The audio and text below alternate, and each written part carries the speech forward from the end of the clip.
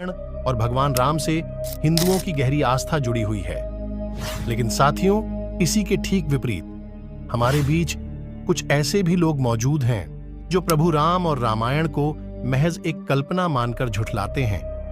अक्सर ये सवाल उठते रहे हैं कि क्या सच में भगवान राम का इस धरती पर जन्म हुआ था? क्या रावण और हनुमान थे? हालांकि साथियों, हम उनको तो किसी के सामने नहीं ला सकते हैं, लेकिन उनके अस्तित्व के प्रमाण को आपके सामने ला सकते हैं।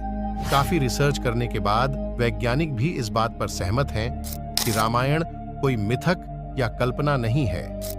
उसमें लिखी हर बात एकदम सत्य है। आज हम खुलासा करेंगे कि भगवान राम के जन्म की सही तिथि और समय क्या था।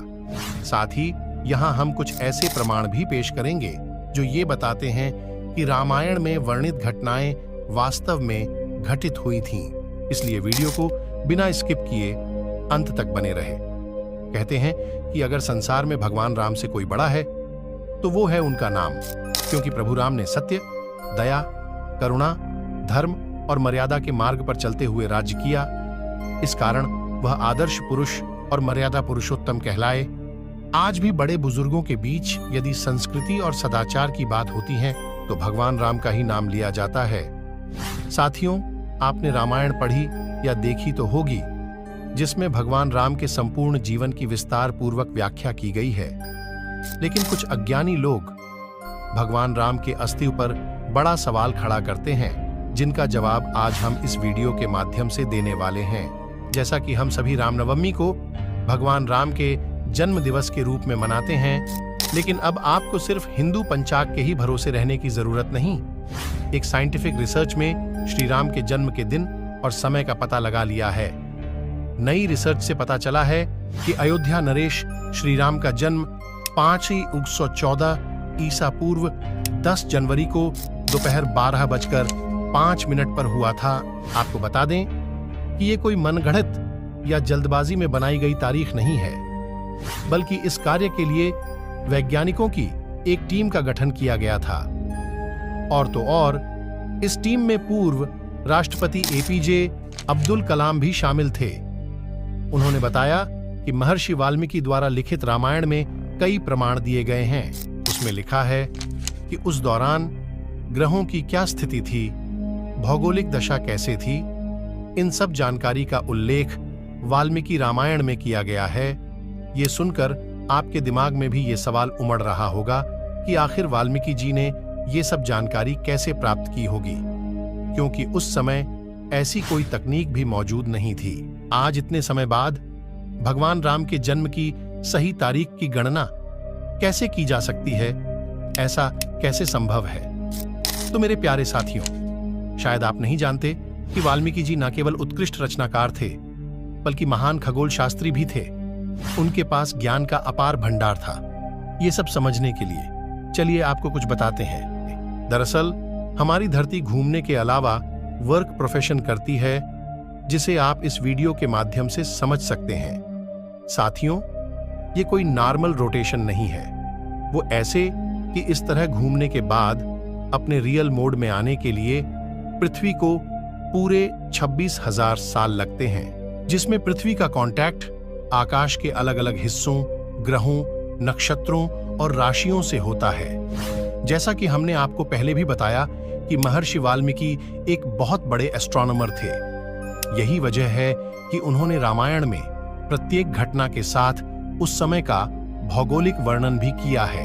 वाल्मीकि रामायण के अनुसार श्री राम का जन्म चैत्र शुक्ल नवमी तिथि एवं पुनर्वसु नक्षत्र में जब 5 ग्रह अपने उच्च स्थान में थे तब हुआ था।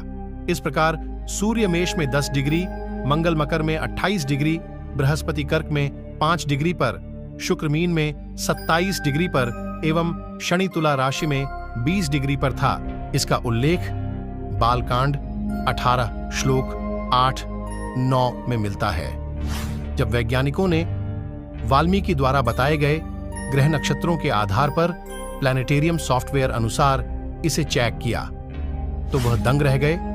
उन्होंने बताया कि इस तरह की स्थिति करीब 7,000 साल पहले उत्पन्न हुई थी।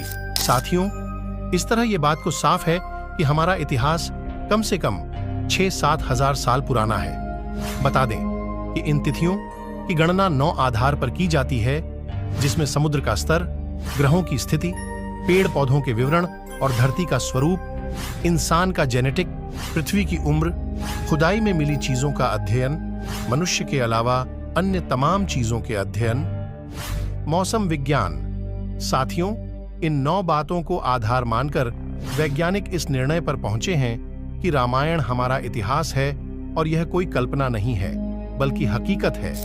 ऐसा नहीं है कि वैज्ञानिकों ने महज कुछ बातों को मानकर इस तारीख को रखा है, बल्कि तमाम ग्रंथों, शोध और प्रत्येक एंगल से जांच पड़ताल करने बाद ही वह इस नतीजे पर पहुंचे हैं, जिसका सीधा सा मतलब है कि रामायण में लिखित प्रत्येक बात या घटना सच में घटित हुई है। आईसर्व के रिसर्चर्स ने जब धार्मिक तिथियों के लिए इस्तेमाल किए जाने वाले चंद्र कैलेंडर की इस तिथि को आधुनिक कैलेंडर की तारीख में बदला, तो वो ये जानकर हैरान रह गए कि सदियों से भारतवर्ष में रामलला का जन्मदिन बिल्कुल सही तिथि पर मनाया जाता आया है। दरअसल जो जन्म तिथि आती है वो है 10 जनवरी 5114 ईसा पूर्व। लेकिन जब इस तिथि को लूनर कैलेंडर में कन्वर्ट किया जाता है तो वह तिथि चैत्र मास की शुक्ल पक्ष की नवमी होती है। जैसा कि हम सब जानते हैं कि चैत्र शुक्ल की नवमी को राम नवमी मनाते हैं, तो वही दोपहर को 12 से 2 बजे के बीच समान तिथि निकली है, जिससे साफ तय होता है कि भगवान राम का जन्म इसी दौरान हुआ था। आपको बता दें कि प्लैनेटेरियम सॉफ्टवेयर की मदद से शोधकर्ताओं ने यह भी पता लगाया है कि श्री राम के भाइयों का जन्म कब हुआ था। साथियों, ये तो रही भगवान राम की जन्मतिथि और समय की बात। अब हम आपको रामायण की दूसरी अहम घटना का प्रमाण देने जा रहे हैं। वाल्मीकि रामायण के अयोध्या कांड 2:4-18 के अनुसार राजा दशरथ भगवान श्री राम का राज्याभिषेक करना चाहते थे, क्योंकि उस समय उनका नक्षत्र सूर्य, मंगल और राहु से घिरा हुआ था। ज्योतिषियों के अनुसार ऐसी खगोलीय स्थिति में या तो राजा मारा जाता है या वह किसी षड्यंत्र का शिकार हो जाता है। राजा दशरथ मीन राशि के थे और उनका नक्षत्र रेवती था।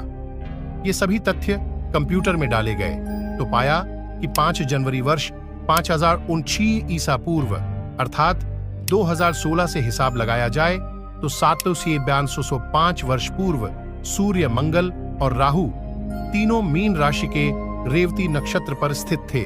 जैसा कि हमने आपको अब भी बताया कि राज तिलक वाले दिन ही श्री राम को वनवास जाना पड़ा था। इसी प्रकार यह वही दिन था जब श्री राम को अयोध्या छोड़कर 14 वर्ष के लिए वन में जाना पड़ा था। इस हिसाब से उस समय श्री राम की आयु 25 वर्ष 5:114 5:19 थी। चलिए अब आपको रामायण के पुख्ता होने के कुछ और प्रमाण बताते हैं। पहला साक्ष्य साथियों, रामायण में जिस ताड़कावध का उल्लेख किया गया है उसके प्रमाण भी धरती पर मौजूद हैं। जब विश्वामित्र के साथ राम जी और लक्ष्मण जी उनके यज्ञ की राक्षसों से रक्षा के लिए दंडक वन की ओर गए, जो अब बिहार के बक्सर जिला माना जाता है, यही भगवान राम ने ताड़का वध किया था। ताड़का रावण के परिवार की पहली राक्षसी थी जो राम के हाथों मारी गई। इसके बाद वहीं विश्वामित्र के सिद्धाश्रम में सुबाहु आदि राक्षसों का वध किया और यज्ञ की रक्षा की। ये आश्रम आज बक्सर में ही सिद्धाश्रम के नाम जाना जाता है। दूसरा साक्ष्य प्रभु राम जन्मस्थली अयोध्या में एक प्राचीन हनुमान मंदिर है, जिसे हनुमानगढ़ी के नाम से जाना जाता है। कहा जाता है कि लंका विजय के बाद भगवान श्री राम ने हनुमान जी को यह जगह रहने के लिए दी थी, जिसके कारण इसे हनुमान जी का घर भी कहा जाता है। मान्यता है कि अयोध्या में श्री राम के दर्शन के पूर्व हनुमान जी के दर्शन हनुमानगढ़ी में करने से मनोकामना जल्दी पूरी होती है। रामायण में भी हनुमानगढ़ी का उल्लेख किया गया है। तीसरा साक्ष्य मान्यता है कि जब राम जी, लक्ष्मण जी और सीता माता वनवास के लिए निकले थे तो वह नासिक पंचवटी जंगल में रहते थे। इस जंगल में लक्ष्मण ने रावण की बहन सुपनखा के नाक काट दिए थे। यह पंचवटी वन आज भी नासिक में है। चौथा साक्ष्य, हनुमान जी ने जब सीता माता की खोज के लिए समुद्र पार किया था तो उन्होंने विशाल रूप धारण किया था। फिर वह आकाश मार्ग से समुद्र पार करके श्रीलंका पहुंच गए थे। ऐसा कहा जाता है कि जहां उन्होंने पहले कदम रखे वहां वहां उनके पैरों के निशान बन गए। यह निशान आज भी वहां की चट्टानों पर मौजूद है। इसके अलावा रावण ने माता सीता का हरण करके उन्हें अशोक वाटिका में बंदी बनाकर रखा था। उसके पास एक झरना भी है। इस झरने के पास भी हनुमान जी के पैरों के चिन्ह मिले हैं। कार्बन डेटिंग से जांच करने पर इन पद चिन्हों की उम्र लगभग 7000 वर्ष पूर्व की आंकी गई है। इसके अलावा भी बहुत सी ऐसी जगह हैं जहां पर हनुमान जी के पैरों के निशान मिलने का दावा किया गया है। पांचवा साक्ष्य, रामायण के अनुसार वनवास के दौरान छत्तीसगढ़ के शिवरी नारायण में प्रभु श्री राम की भेंट उनकी परम भक्त शबरी से हुई थी। वही शबरी जिनके झूठे बेर श्री राम ने खाए थे। शिवरी नारायण में राम के आने के प्रमाण आज भी देखने को मिलते हैं। बताते हैं कि शबरी और नारायण के अटूट प्रेम के कारण इस स्थान का नाम शिवरी नारायण पड़ा। उम्मीद करते हैं कि आपको ये जानकारी पसंद आई होगी। इस वीडियो में फिलहाल इतना ही। अगर वीडियो पसंद आई हो तो वीडियो को लाइक करें। इस तरह के और भी अमेजिंग एंड इंटरेस्टिंग वीडियोस देखते रहने के लिए चैनल को सब्सक्राइब करना ना भूलें। धन्यवाद।